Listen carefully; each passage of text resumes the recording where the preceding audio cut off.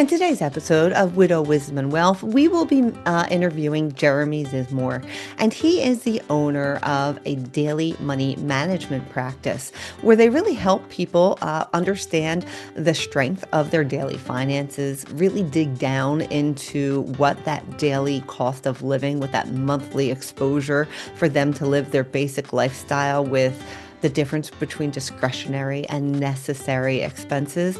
And that is really foundational for many of our families in transition, whether it be from widowhood, divorce, or maybe even those of us that are caring for our older parents in the sandwich generation, to understand how much cash we need to keep on hand for that cash reserve, or really even to understand what do we have to pull from savings or investments to support daily living when maybe we're not working anymore, or we only have one income because somebody has passed, or we're in a divorce situation.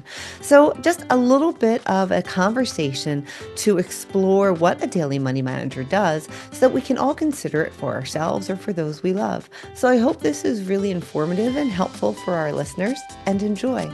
Welcome to my conversation with Jeremy. Hi, everybody, and welcome to the Widow Wisdom and Wealth Podcast. I am your host, Donna Kendrick, and I'm very excited today. We have Jeremy Zizmor. So Jeremy is the founder of Assurance Family Partners, a company whose mission is to assist and empower individuals and families who need help managing their personal day-to-day finances. Through his own lived experience with helping his grandmother age and prosper at home in comfort, and through years of research, Jeremy notes that about 80% of our seniors have a goal of aging in place, but not everyone has access to loved ones as a resource. Jeremy is motivated to make a difference by helping where there is a need.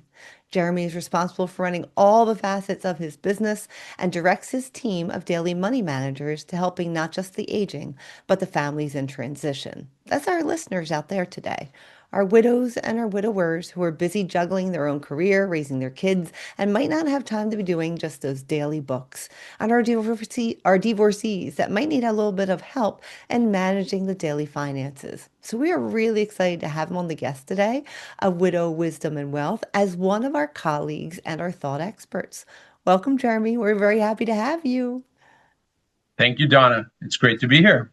Glad. So So, Jeremy and I met a few years ago, right? Kind of virtually at a business coaching class, yeah, and had the I guess privilege of sitting next to one another and sharing meatballs family style in New York City a few weeks ago.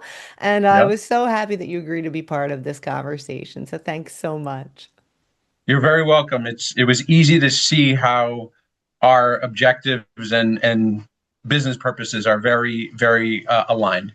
They are. So tell us a little bit. So I gave you a little brief bio for all of our listeners. Tell them about you. Who's oh my God, Jeremy, and tell us about your mission. I could just made a rhyme that's going to last forever. Go ahead. Okay. So, yeah, I'm Jeremy Zizmor, founder of Assurance Family Partners.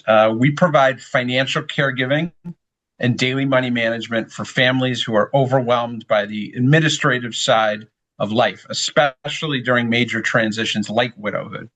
And so our work is about bringing clarity, order, and peace of mind when things feel chaotic or emotionally heavy. So we partner with financial advisors, attorneys, and family members so our clients don't have to shoulder everything alone. And I do really consider this work a calling, meeting people where they are without judgment and helping them feel supported, protected, and capable once again. Yeah. Tell us your story. What you were the founder of this company. What brought you here? Yeah, so I was very close with my grandparents. Um, I was blessed to have a grandmother who lived into her mid 90s, and we were very close. And she was a widow for well over 25 years. And I got the ability to see how she aged in place, but only with the help of family around her and family she could trust and family that was in close proximity. And those are not all givens when you're getting older and you start to lose your ability to handle the things that you once take for granted. And so I saw that through the benefit of having excellent family members around, that she was able to manage her daily finances with confidence and never ever had to end up leaving her home. And she died peacefully at home. And what I realized while watching this happen is that I'm an accountant who's heart-centered and loves my grandparents. So there's got to be a need here for people like my grandmother who want certain things and need the resources to be able to achieve those objectives. And so I started to do some research and realized that there's a profession called daily money management, and built a business around it, utilizing my many years, over 25 years as an accountant, and just taking all those skills that I learned about procedure and good process, instead of applying it to businesses, applying it to people to keep them less vulnerable and more secure, and remind them that they are in control still. I love that. Now, I'm going to use myself as an example. Um, right before my first husband passed away, we had three young kids. They were 8, 11, and 12. We had just moved back stateside, and we had just moved houses. Within a 2-year period, we had already moved from the Lehigh Valley in Pennsylvania back to the Philadelphia area. I remember telling my husband right before he passed, like, oh my goodness, you're so lucky that I take care of all the finances. Because when you're moving, and we had moved internationally and moved locally, and oh yeah, there's so much paperwork and so many insurances to action, right?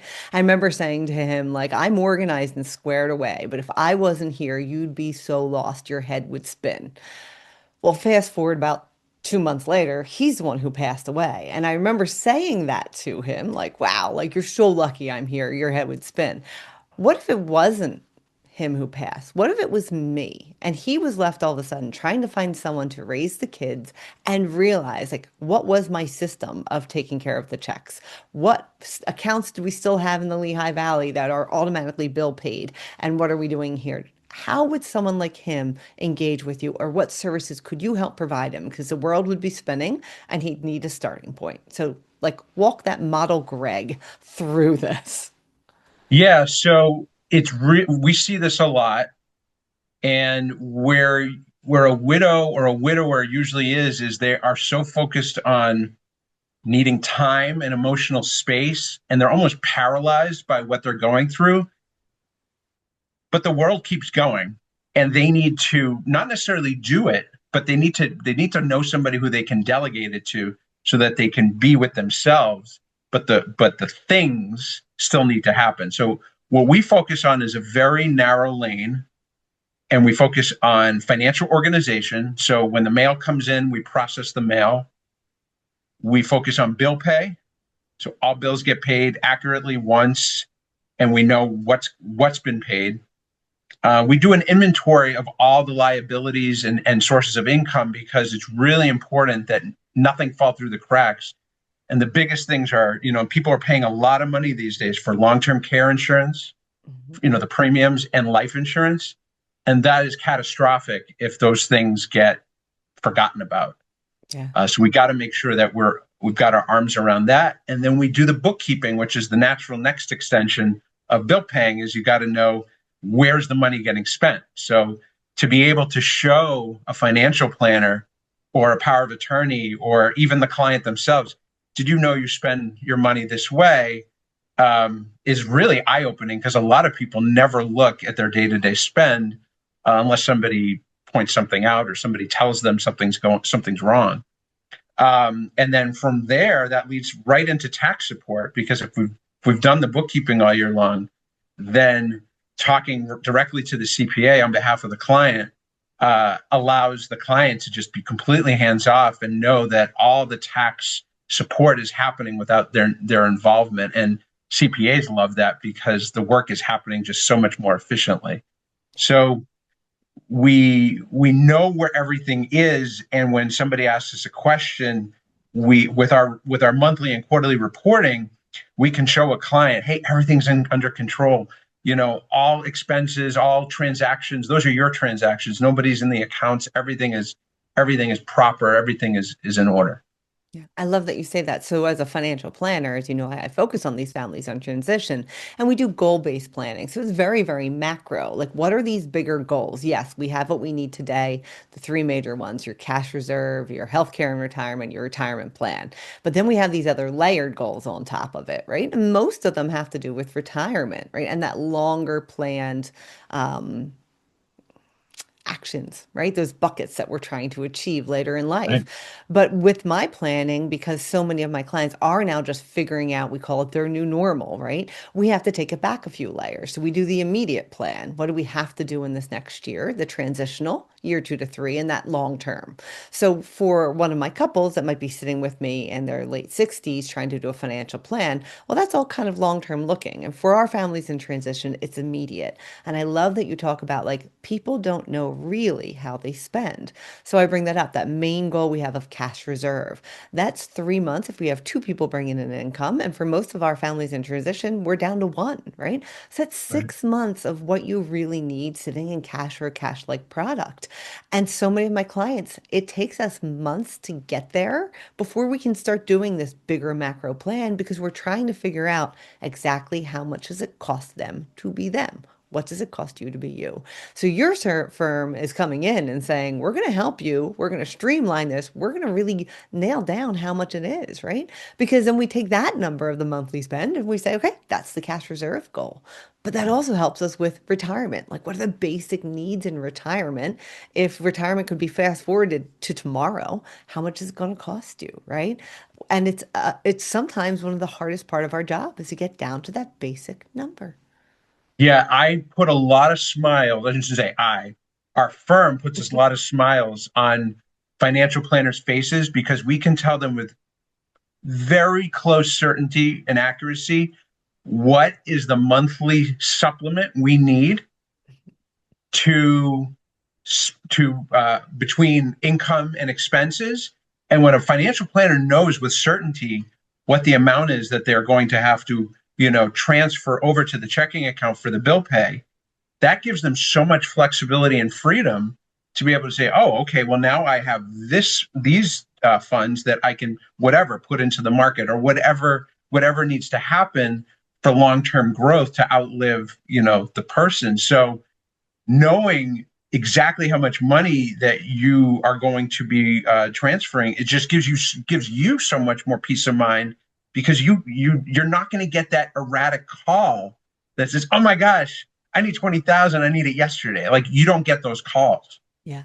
And they're not overdrawing or getting down to, uh-oh, like the PICO, that's our Pennsylvania Electric, isn't going to get paid if I don't Right. get this transfer in. And for financial advisors, many times we have to trade and wait a few days for them to settle and then action everything over. And then, oop, there's a banking day there. So I love this, that you're actually working so that you're communicating with the team that supports your client from the Hmm. macro levels to the daily levels to keep things moving forward, especially communicating with those colleagues and their families. Tell me about Yes. the roles you have for some of these families, because I know that when I was in widowhood, I was fiercely protective of the information around my finances. So, how Mhm. does that work for your families in transition, as well as some of your aging clients that might not want everyone to know what they have, but still need that family support?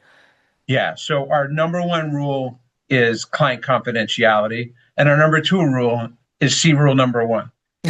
Because when we work for the end user, and it doesn't matter who's paying the bill, whether it's an adult child or a power of attorney, our allegiance and best interest and fiduciary role is to the end user's assets. And so we are very clear up front when we engage is who besides you do we have your authorization to speak with about your finances? Now, in full transparency, I love it when they include everybody on the team because it just makes for such a much more higher level operating team when everybody's aware. But you have to understand family dynamics are not the same across the board. So if an adult child is not really welcome to the information, that's just those are the rules of engagement that we have to play with. So every family is different. We ask, especially when we're talking about an aging person, but really it really applies to anybody over the age of 18. Who's your power of attorney? Who's your trustee? Because we don't want the work to come to a screeching halt if capacity is lost. And so it's really important that we know who the players are in the engagement. And I think once, unfortunately, a lot of people come to us in crisis Hmm. because mom or dad has taken on this believability that they can still do things. And either now they've been scammed, or, God forbid, electricity got shut off because they didn't pay a bill. And so now people are coming to us at the worst moment, and we're trying to restructure their life because it's just fallen apart. Yeah. And so it's important to know who are the people in that client's life that can be trusted. And so power of attorney, if we can't identify who that is right away, the first referrals to the estate planning attorney and say, we got to get an estate plan in place so that this engagement can be highly successful. Yeah, I love that you say that, really and truly that you are a fiduciary and that you need to make sure that you are putting the trusted contacts and the communication of who that is within the family as well as the other professionals that you work with. So, can you describe for the listeners who usually is the team that you work with in professionals, as well as what kind of services you give? Because I know it's more than just daily money management. Yeah. So our main our main team is usually made up of a financial planner who is, I would call, the quarterback. Whoop, You know, whoop. they are the central point with all the spokes coming out of them. There's a trust and estate attorney, an accountant, or a tax preparer, I should say. And in the case of older people, we're starting to see care managers. So a care manager, for in case your listeners aren't aware, they are the person very much analogous to a financial planner, but instead of being concerned about the long term success of the finances, they're concerned about the long term health management of the client. And so you think about, maybe you're healthy today, but you're thinking about, how am I going to age the rest of my life? Care managers, unfortunately, too, come a lot during crisis, and they help families, especially adult children, the same way we help adult children. It's like, okay, we're going to care for you to help caregive for your parents. Yeah. And we're doing the same thing. So this is our team mostly that we work with on a day-to-day basis. So, I love that you and as share that far as because so many of the listeners here aren't just widows or widowers or divorcees on their end. They're also sandwich generation. They have this huge transition in their lives. They're trying to arrange their career and their kids. And now here comes mom and dad that needs a little bit love, a little bit more of attention. And so you guys are going to be one of those key players to say, okay, with this team, the care manager, that person, so you can go to work every day and not worry about mom or dad going to the doctors and communication being clear about what the doctor said, and then you guys come in for the financial support of it. I love that. Yeah. And we're the boots on the ground, because in a lot of engagements, we are actually going into the client's home to sit with the client and walk them through the financial management that we're doing with them. So when we start to see things that look unusual or maybe unexpected, we go right to our trusted advisors that are on the client's team and say, hey, this is what I'm noticing. Does this align with what you're expecting? And that can be, to get ahead of something like that, can be extremely valuable. Oh yeah, it's almost like you can't afford to let the mistake happen, right? Like Correct. that's the big part. And I love that you bring up that some of our clients that aren't financially savvy can be so vulnerable to scams out there, and they are so readily in our lives, right? Everything from phone calls to emails to knocking on the door. So I like that there's another set of eyes on a daily basis kind of out there. So I kind of interrupted and jumped in with my whole little that we are sandwich generation because I love talking about that. Tell us more about the other services you guys outside of daily money management that you help with. Well, I would say our umbrella is what I would call daily money management. Was there something specific that you had in mind? I think I had had a conversation with you about, and you mentioned it earlier too, about making sure that we have long-term care insurance paid for, that we're not missing those premiums, because then all of a sudden that benefit isn't there. Do you help with consolidating all of those bigger insurances, making sure that they're all collected, the actual policies, organizing documents? I Yeah, spend a lot of time at dining room tables with my widows and my widowers, yeah, boxes and boxes and organizing. And it's probably one of the most fulfilling things I do, but it's also time consuming. yeah, absolutely. Thank you for reminding me of where you were, walking. Um, Absolutely. We like to work with care managers to help trigger long-term care claims because that's really more their role. But once a claim is processed, or once a claim is considered honored by the insurance, we will do all the paperwork on the regular basis to make sure that the money being spent can be reimbursed and brought back to the client. So absolutely, anything in the paperwork, financial paperwork area, we do a lot of that. Good. Yeah, Because that can make and your head and spin too. household and what goes hand in hand with that sometimes is household payroll. So Mhm. we will do household payroll if there's a W-2 employee like a caregiver or a nanny. Yes, things like that. We stay on top of as well. Yeah, it's probably one of my funnest things for my widows and widowers who are middle-aged. Actually, I have to take that back. Not widows and widowers, my young couples, right, that are still doing a financial plan together. And we're talking about life insurance, like how much do you need? And there was always that old equation, like, all right, pay off the house, 2 years of missing income and the kids' education, right? I'm like, no, no, no. Like, let's go back to the example of my Greg. If I was the one that would have passed, I was like, you would need a nanny.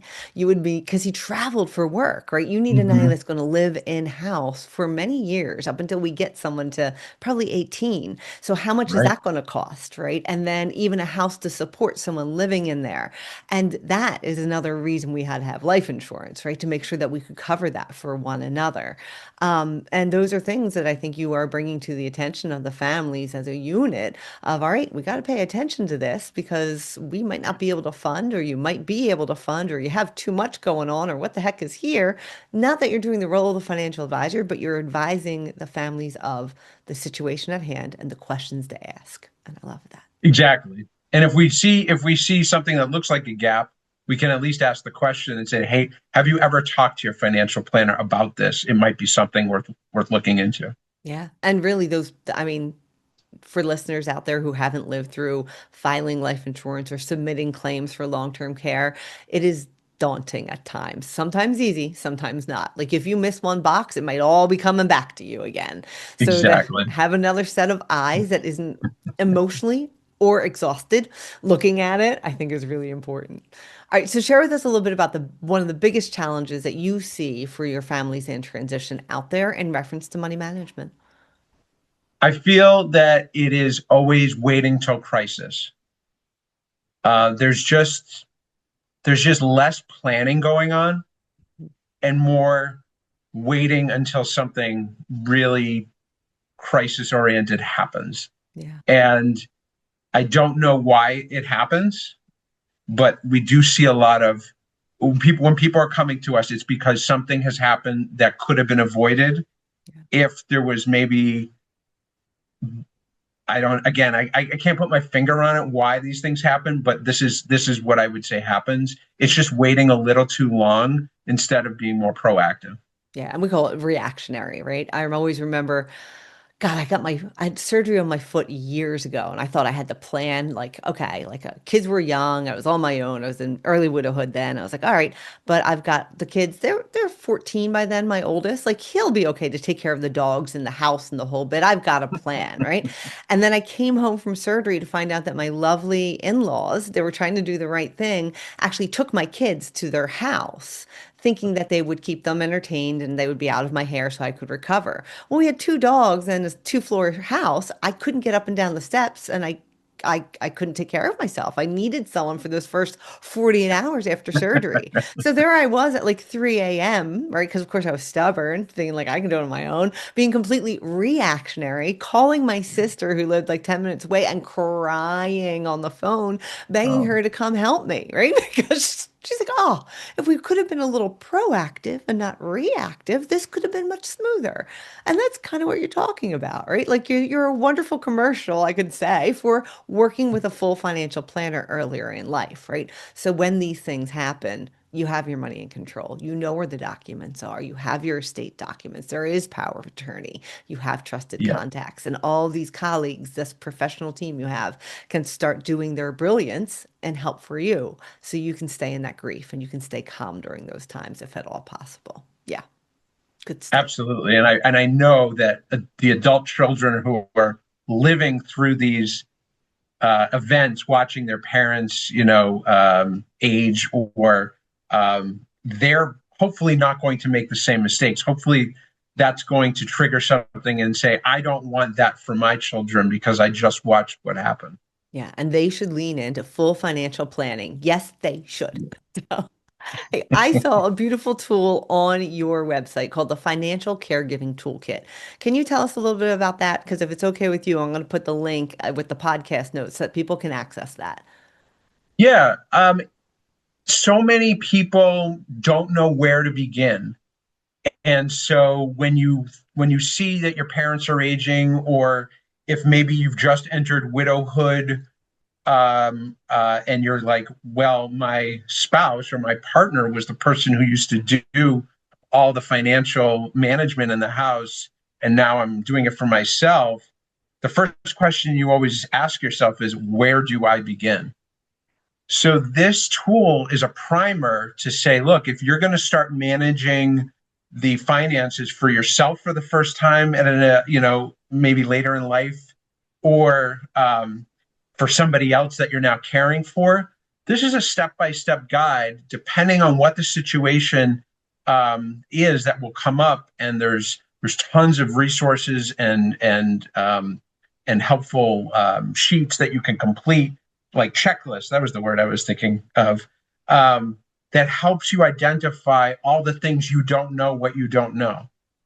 So that is really what the whole point of this tool is to say, look, there are some people who are going to say, I can do this on my own, and I just need a place to go to learn. And so that's what this is about. This is to help the DIYers out there who just don't know what they don't know. God. So, this is the mommy of me leaning in now, Jeremy. So, I have some young adult children that they know their mom's a financial planner and pretty squared away, but they will not listen to me when I'm just like, hey, do you want to sit and I show you how to go ahead and balance the checkbook, right? Because life's on Venmo right now and things like that. How, could this toolkit be actually used to teach our young adults like the stepping stones, how to have a good foundation? Or is that something that someone like you, a daily money manager, could come in and kind of give them a boot camp? I think the answer is both. Okay. I think if you're the person who is very into self-guided learning, you could go with the tool. And if you're somebody who likes the tactile experience of being with another person Who's not your and mom? getting to ask questions, yes, Who's not your everything mom? I've learned in this business is it's not the message, it's the medium. And we have a subset of our clients who are on the autism spectrum. And it's not because they don't have parents that love them and want to see them succeed. It's just that not every kid can hear from their parent how to manage their finances. And sometimes an independent is the best. Love it. So I'm going to have my kids fast forward to like 26 minutes of this podcast and just listen to the end. So thanks, Yeah, Jeremy. you're So, welcome. well, I do want to thank you so much for sharing all of your wisdom with you. You are a blessing to our families in transition, the whole community, and we celebrate what you're doing and what the services your teams share. Tell a little bit of the listeners where the best place are for them to go to find out more about Assurance Family Partners. Yeah, absolutely. So, people who are more in the Pennsylvania centric area, I will give you the website is the American Association of Daily Money Managers. It's AADMM. And on that website, you can find a daily money manager tool. And all you got to do is put in your zip code and how many miles proximity you want the provider to be. And I actually know quite a few providers in the PA area. So I know providers exist. So if you want that in-person experience, that is where I would go. And if you want to talk to us, you can go to assurancefamilypartners.com and you can set up time for us to have a conversation as well if you want a remote experience. So that is where I would start. Okay. And where are you physically located, Jeremy? Oh, we're just outside of Boston, Massachusetts. Well done. My daughter went to school out there. I know we've talked about it, but I don't think we shared that with listeners. You don't No, have the accent, my friend. You don't. I think that's what happens when you have a mother from Massachusetts and a father from New York. Ah, va bene. I got it. Well, Jeremy, thank you so much for sharing your time with us. I can't wait for people to listen and to be able to connect with you. You have a good one, my love. All right. Thank you so much for having me today, Donna. Bye.